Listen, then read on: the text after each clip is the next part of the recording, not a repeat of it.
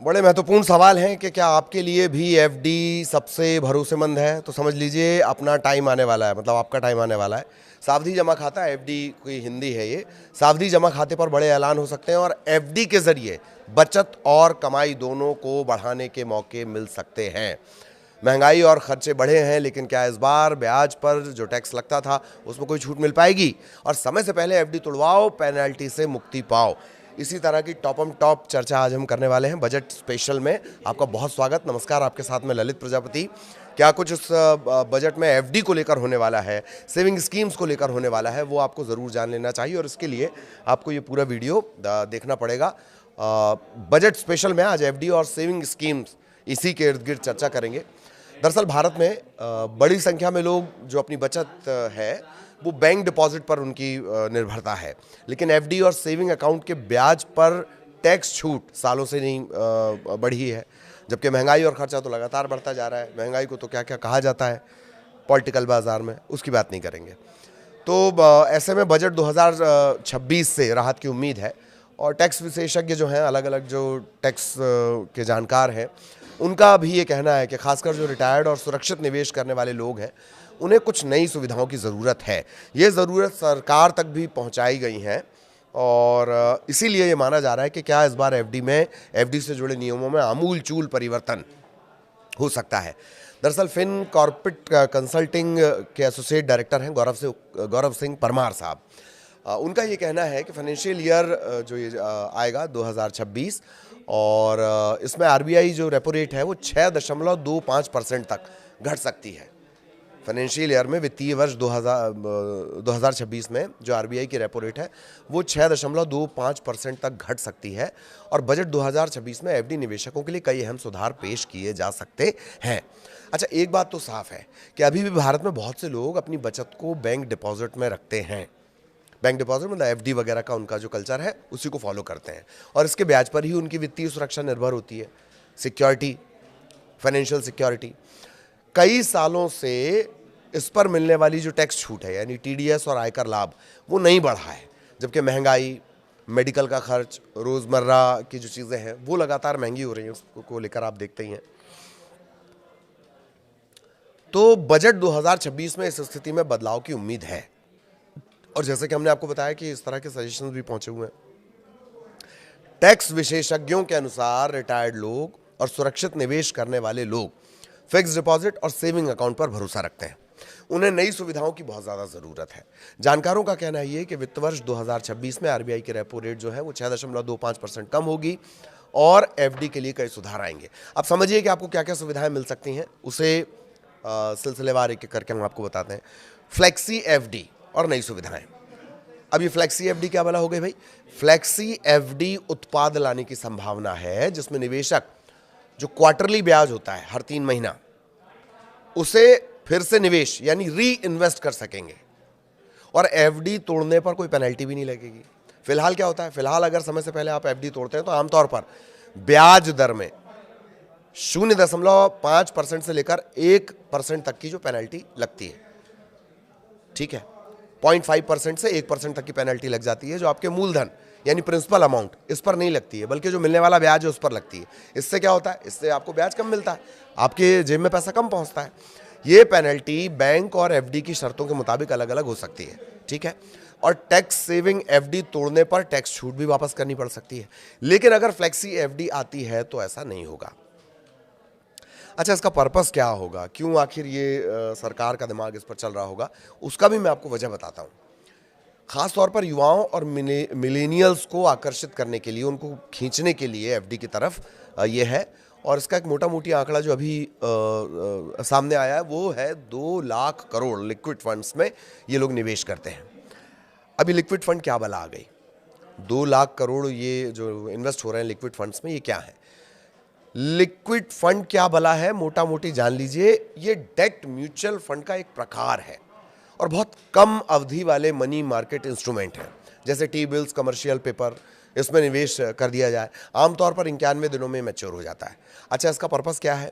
कम जोखिम, नियमित आय, उच्च तरलता यानी फ्लेक्सिबिलिटी इससे मिलती है, यानी आप आसानी पैसा निकाल सकते हैं।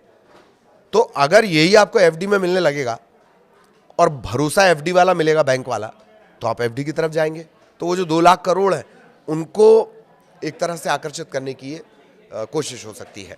एक और चेंज जो पॉसिबल है, अब एफडी पर टैक्स स्ट्रक्चर प्रोग्रेसिव बनाया जाएगा। नए निवेशकों के लिए 5 लाख तक की एफडी पर टीडीएस नहीं लगेगा। साथ ही जो डिजिटल एफडीज हैं, मतलब यूपीआई ऐप के जरिए आप कर देते हैं, कई बार नहीं आपको विज्ञापन आता है, तो उसमें एटीसी के तहत छूट मिलेगी। इसके ये कोशिश इसलिए की जा रही है कि जो ग्रामीण इलाके हैं वहाँ के लगभग 30% जो बचत है वो डिजिटल हो जाएगी। डिजिटल होने के हमेशा 2 फायदे होते हैं, एक तो पेपर वर्क से मुक्ति, झंझट से मुक्ति, प्रोसेस इजी हो जाती है, और डिजिटल हो जाने का मतलब कि हर चीज़ सरकार की नज़र में, कुछ छुपा नहीं सकते हो आप। ठीक है, वरिष्ठ नागरिकों के लिए सरकार 15 लाख तक एफडी पर 7.75% ब्याज की गारंटी दे सकती है। ये DICGC की सीमा से ऊपर सुरक्षा प्रदान करेगा और बुजुर्ग निवेशकों की वित्तीय सुरक्षा को मजबूत करेगा। अब आप भी अगर अभी भी आप 5-10 बुजुर्गों से अगर बात करेंगे तो उनका भरोसा है एफडी पर ही होगा, लेकिन ट्रेडिशनल तरीके से, मसलन बैंक गए, बैंक वाले से या जो भी वहाँ पर मिलता है उससे बातचीत की और वहाँ पर एफडी करवा ली। सरकार इन्हीं पर फोकस करना चाहती है। इसके अलावा पर्यावरण, समाज से जुड़े मुद्दे, प्रशासन, ESG, ऐसे मानकों वाले जो एफडीज हैं, इन पर अतिरिक्त 0.5% का ब्याज मिल सकता है। इसके अलावा इंफ्रास्ट्रक्चर बॉन्ड्स को भी इसमें जोड़ा जाएगा, जिससे बड़े सरकारी और निजी योजनाओं में 11 लाख करोड़ तक की फंडिंग आसान होगी। तो ये ऐसा क्यों किया जाएगा, इसका बैंकों पर क्या असर पड़ेगा और इसका अर्थव्यवस्था पर क्या असर पड़ेगा, कैसे, वो समझ लीजिए। इन सभी सुधारों से बैंक में जमा पूंजी बढ़ेगी। खाम का पैसा रखा हुआ है, एक जगह रखा हुआ है, उसका कोई यूटिलाइजेशन नहीं हो रहा, वो बैंक पहुंच जाएगा, तो बैंक में जमा पूंजी बढ़ेगी। खासकर जो कॉर्पोरेट डिपॉजिट है उसमें 15% की बढ़ोतरी के साथ साथ इससे बैंकों को M3 ग्रोथ जो उनकी होती है 12.5% तक बढ़ाने में मदद मिलेगी, और वो ग्रीन प्रोजेक्ट्स, इंफ्रास्ट्रक्चर, इसमें आसानी से फंडिंग कर सकेंगे। मतलब आप बैंक को दे देंगे, आपको ब्याज मिल जाएगा, आपका काम हो गया। बैंक उसे कहाँ लगा सकेगा, कोई गया लोन लेने, मैं गया लोन लेने, आपने एफडी की है, मैं लोन लेने गया कि मैं एक की प्रोजेक्ट लेकर आया हूं, तो मुझे आसानी से फंडिंग मिल जाएगी। इसके अलावा सेविंग्स क्रेडिट भी शुरू हो सकता है। सिद्धार्थ मौर्य के अनुसार बजट 2026 में फिक्स डिपॉजिट एफडी पर टैक्स व्यवस्था को पूरी तरह नए तरीके में बदला जा सकता है, चेंज किया जा सकता है।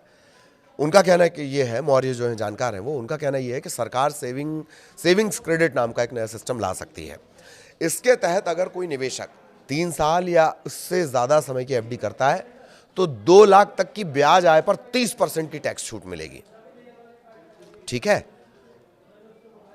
एफडी आपने की, 3 साल से ज़्यादा समय की एफडी आपने कर दी है, तो जो 2 लाख तक की ब्याज आय है, उसका ब्याज अगर 2 लाख रुपए आ रहा है तो उसमें 30% तक की टैक्स छूट मिल जाएगी। इससे जो खासकर HNI यानी अमीर जो निवेशक हैं वो एफडी की तरफ लौट सकते हैं, जो 2025 के बाद बाजार में उतार चढ़ाव के कारण म्यूचुअल फंड और इन सब चीज़ों से दूर हो रहे हैं। अनुमान यह है कि इससे 4 लाख करोड़ तक का नया निवेश मिलेगा। ठीक है, अब एफडी में MSME को सस्ता लोन मिलने का रास्ता साफ हो सकता है एफडी के जरिए। बजट में MSME सेक्टर के लिए भी राहत की तैयारी है। प्रस्ताव यह है कि डिपॉजिट को एक साथ जोड़कर यानी पूलिंग बनाकर MSME क्लस्टर्स को 9% से कम ब्याज दर पर लोन दिया जाए। इससे क्या होगा, देश के करीब करीब 6 करोड़ छोटे और मझोले उद्योगों की जो वर्किंग कैपिटल की समस्या है वो खत्म हो जाएगी। वर्किंग कैपिटल क्या है, कार्यशील पूंजी, यानी जो डेली के खर्चे होते हैं ना, इसमें सैलरी आ जाती है, किराया देना है, अगर आप कहीं किसी बिल्डिंग को किराए पे लेकर चला रहे हैं, कच्चा माल आपको खरीदना है, डेली बेसिस के जो काम होते हैं उस तरह के खर्चे ये वर्किंग कैपिटल में आते हैं। एक और ख़ास बात है कि जो लोग रिस्क नहीं लेना चाहते उनके लिए इन्फ्लेशन इंडेक्स्ड एफडी ये लाने का सुझाव दिया गया। इसमें निवेशकों को CPI यानी महंगाई दर प्लस 1%, महंगाई दर प्लस 1% का रिटर्न मिलेगा और मूलधन जो है वो पूरी तरह सुरक्षित रहेगा। ऐसे निवेशकों की संख्या देश में करीब करीब 40% मानी जाती है। अब एक नवाचार यह भी हो सकता है कि बैंकों को फैमिली एफडी पैक्स ये शुरू करने का सुझाव भी दिया गया। इसमें क्या होगा, पति पत्नी के नाम से एक जॉइंट एफडी हो जाएगी। इससे टैक्स का बोझ कम किया जाएगा और परिवार की बचत को और बेहतर तरीके से प्लान किया जा सकेगा।